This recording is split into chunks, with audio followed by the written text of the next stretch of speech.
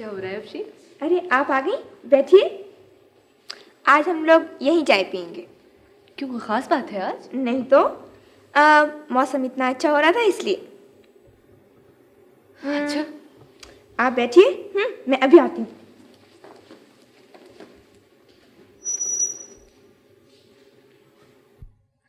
मौसम भी इत्तेफाक से इतना प्यारा हो गया है। तुम दोनों अपना वक्त जाया कर रही हो और कुछ नहीं। उन दोनों पर किसी मौसम का असर नहीं होगा। आप हमेशा बुरी बातें मुंह से निकालते हैं। अरे अंकल आ रहे।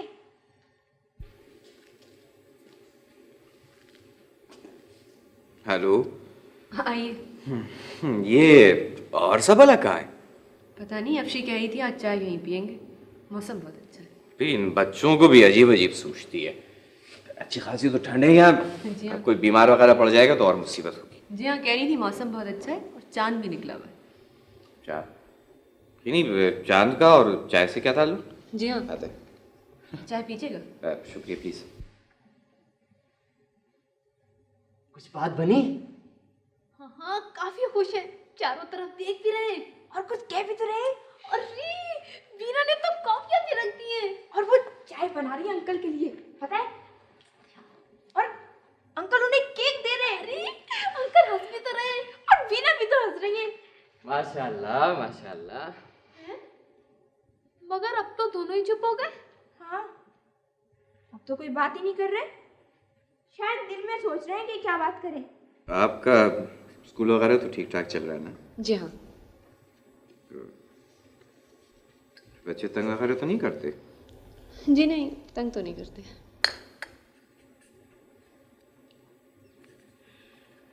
ये स्कूल में पढ़ाने वाला काम तो बहुत थका देने वाला होगा। जी हाँ, थकन तो होती है, वैसे दिलचस्प बहुत है। अच्छा।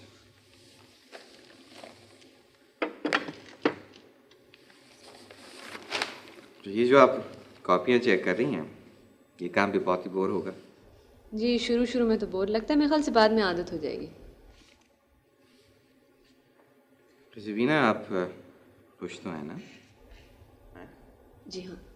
गुड।